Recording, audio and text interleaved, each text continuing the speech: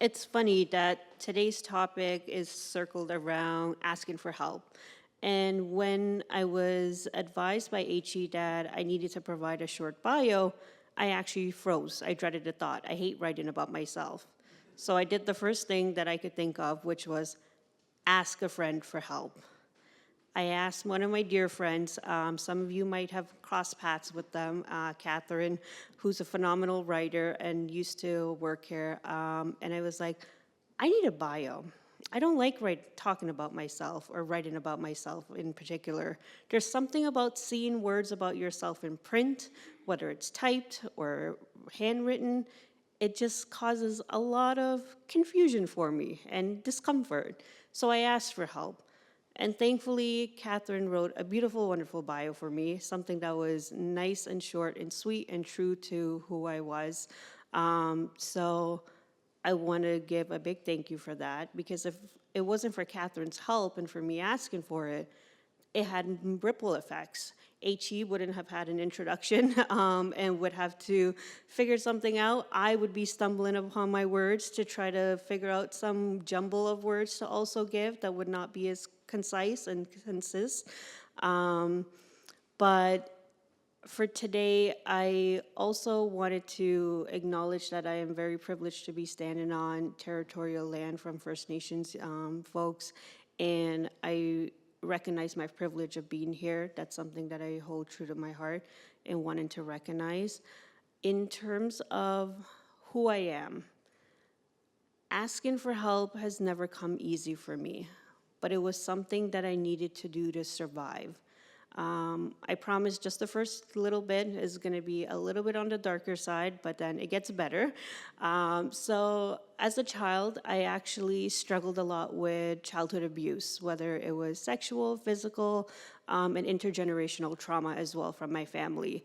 And then the more I grew, I ended up in the child welfare system, which had its own set of complications and trauma.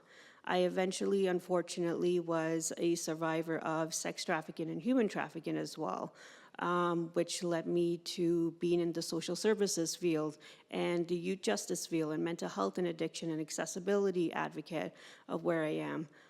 And without me asking for help, I probably wouldn't be alive and where I am today, because if it wasn't for my ability to break my own vulnerability and that shame, I definitely wouldn't have survived. I probably wouldn't have lived past the age of 18. I'm thankful to see that I'm here. I'm 33, and I am alive, and I'm thriving, and I'm doing fairly well. I have some chronic illnesses, but hey, as we age, different things happen. But when it came to asking for help, I realized that I needed to do it for survival. And that was how it started for me. It was survival. Who can I ask for help in order to get something as simple as food, something as simple as clothing, something as simple as a safe bed to sleep in, or even just a bed? It wasn't necessarily always safe, but at least a bed to sleep in. And then from there, the asking for help became, what was it that I now needed to get out of my situation? How can I get out of that? I couldn't do it alone because I had no resources. I had no ability or my own housing or clothing or finances to get access to where I needed to be and be free of those struggles that I faced. So one of the things that I started recognizing was seeing who was my safe person, who were the safe people that I felt comfortable going to. And it was from there that I recognized that I can ask them for help, whether it's just to sit down and talk, whether it's to just say, hi, can you sit with me for a moment? And can we figure out how I can get my ID or find housing or get a job or go back to school? And it wasn't until I met a mentor about 10 years ago that said something to me that sparked my ability to truly ask for help and realize how asking for help is giving yourself love and keeping love at the center of everything. She goes by Mama Lisa. She's dear to all of us because she's a mama to all of us. And one of the things that she said is that in any environment that you're in, you need to make space, but you also need to take space. And then you have to share space. We have to make space because sometimes not everyone is able to make it for themselves. And that can be for anything, whether it's asking for help, whether it's giving someone else a voice or an opportunity. But we also need to remember that we're important and we need to take space. We are valued and our voices are valued. And by taking space and by asking for help, we're loving ourselves. But then we also have to remember to share spaces, because everyone deserves the ability to have a shared space around them. And that's how we can ask for help too. By asking for help, you're sharing the space and love and creation. Because when you ask for help, not only does it have a ripple effect on who you are, but it also has a ripple effect on who's given that help. That person has an ability to share what they're capable of, what their joys are, what their services and resources are. And one of the other key aspects of asking for help that I find is the more I ask for help, the more I have space in my own heart and ability to give help back. Because when I ask for help and I get the supports that I need, even if it's small, even if it's, hey, can you help me open a door? Or, hey, I'm struggling really bad right now with my PTSD. I can't even have a shower. I can't even brush my teeth. I can't even bathe for the week, and I need someone to help me. When I ask for help and I receive the help for those things, whether it's small or big, it allows me to then have a replenishment of my own self-worth to be able to give help back and give help back in a big way. And I find that it comes full circle. I'm not sure if questions are encouraged, but I wanted to hold some space if anyone had any questions or any thoughts that they wanted to share. Yeah. Yeah.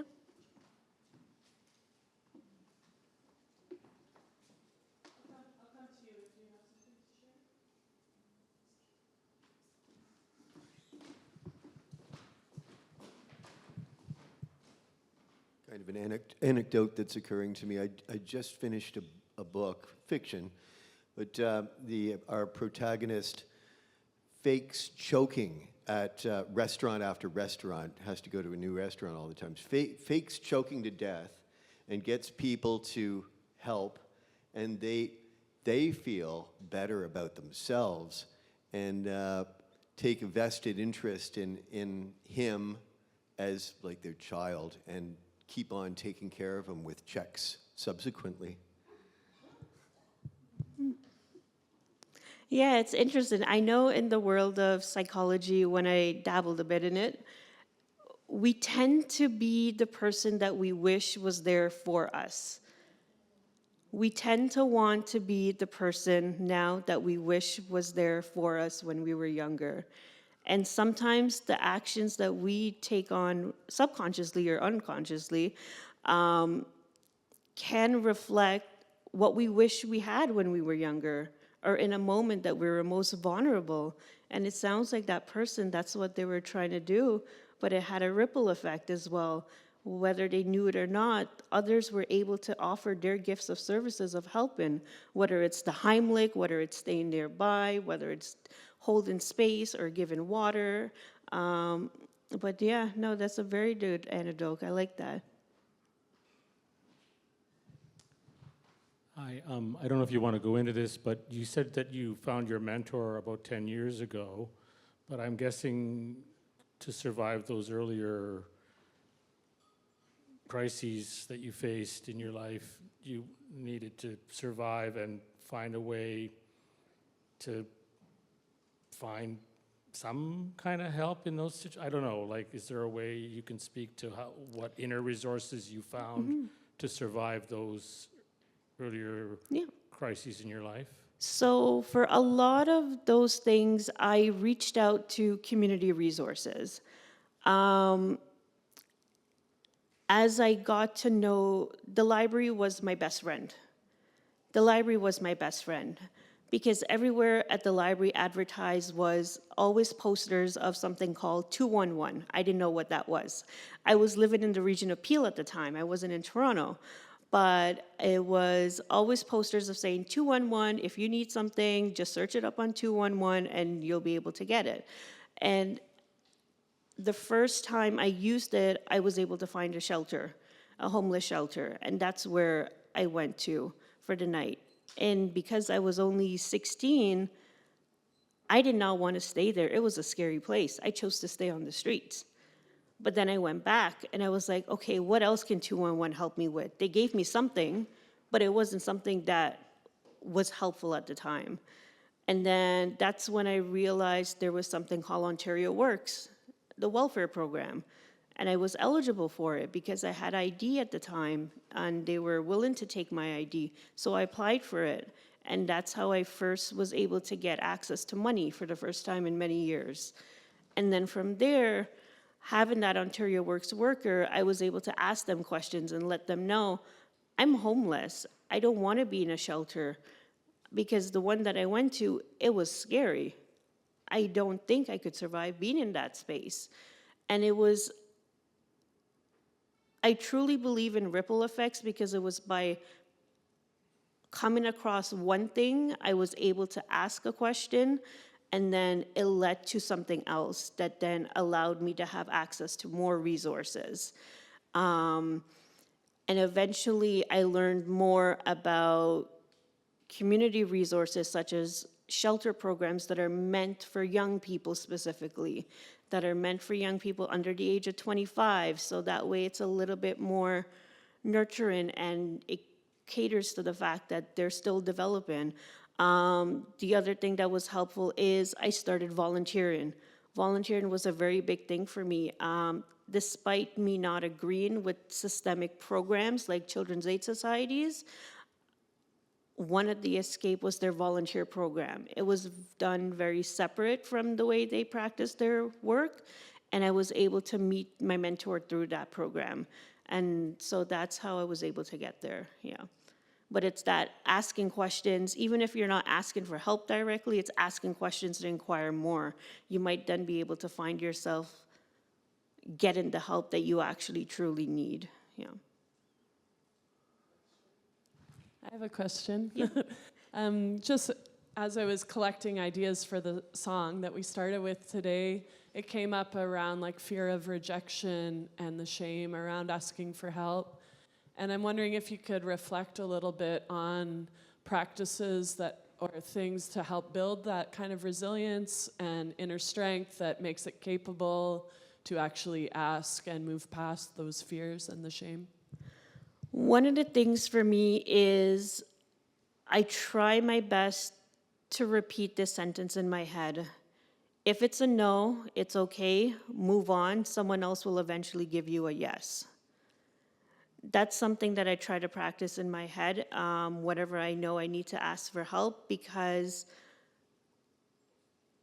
at some point, somewhere, someone or something, such as a community group or a resource that's out there, will have the support and services that I need, even if it's not the person that I immediately asked for the first time. The other thing that allows me to keep asking for help is recognizing that I love myself. I love myself. If I love myself, I need to be able to do the best for me, because if I can't do the best for me, I can't do anything for anyone else, or I can't be a helper to anyone else. So that's something that also I've learned over the past years on how to be better at asking for help. It wasn't always the case. I still struggle sometimes. My partner who's here today can testify to that, knows that I still struggle to ask for help. But I always try to remember I love myself and I have to do this because I love myself.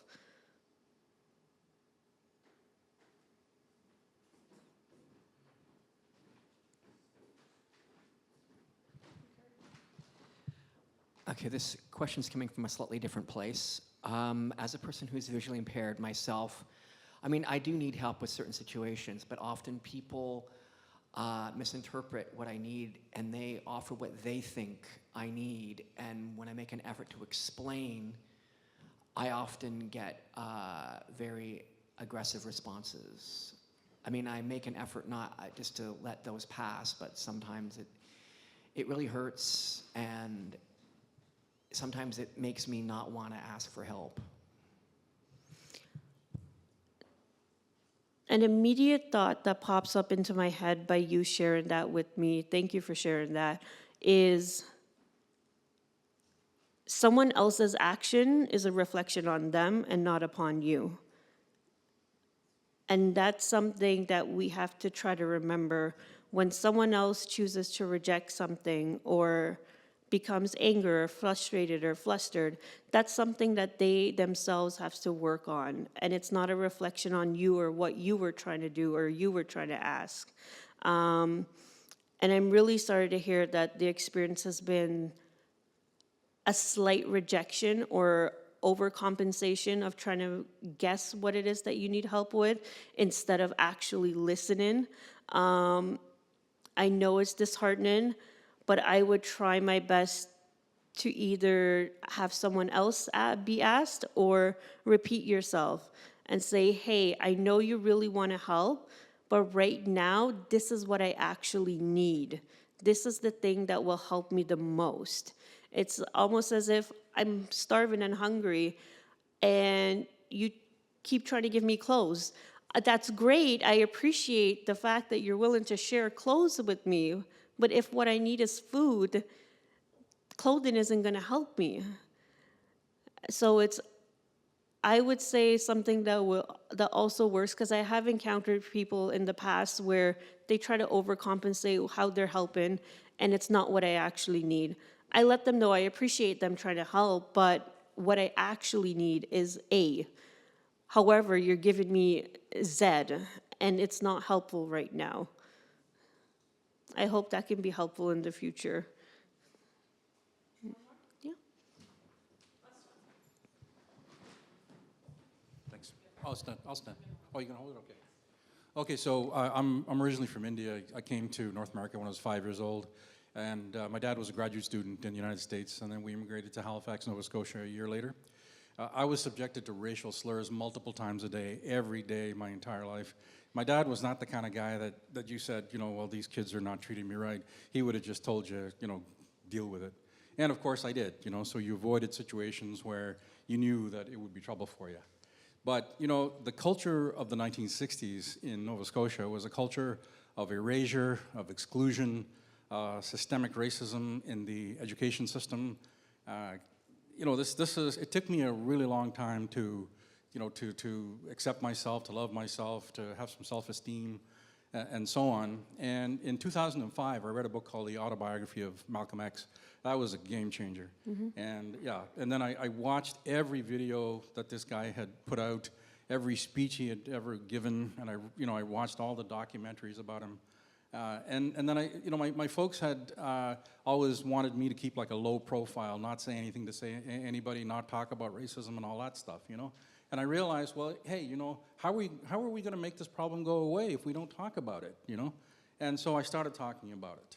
And, now the world is a different place from what it was even 20 years ago. Yep. But we have to talk. We have to do what we're doing here. No, thank you for that. I wanted to talk about this earlier, but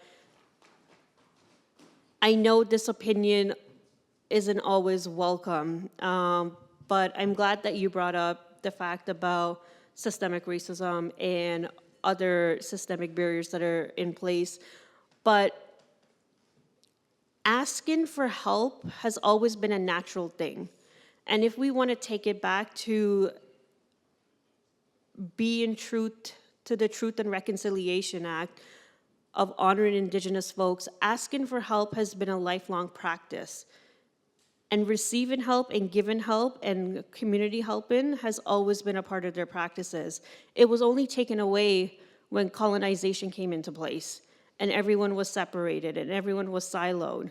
And we have to try to get away from that and get back to the true roots of being there for each other and wanting to be there for each other by asking for help. Because the one day that you might need help is going to be the day that someone else will see your courage asking for it and be able to ask for help for themselves as well. And we have to step away from that silo ability and get back into community-based practices. And I think asking for help and reaching out for help is one of the best things that you can do, whether it's asking people or utilizing community resources. Like I mentioned, the 211, that was something that helped me when I was younger. It's still available. It can pinpoint you to some resources that are out there. But it's getting back into the asking, even if it's something simple, such as, hey, I'm struggling right now, and I'm feeling a little bit siloed. Do you mind if we grab coffee? Do you mind if we go for a walk? Even if it's something small like that, I would say start there. Because going from there, you'll be able to gain more confidence and have the ability to start looking at the larger things that you'd want to look for and asking for help. Yeah. Thank you.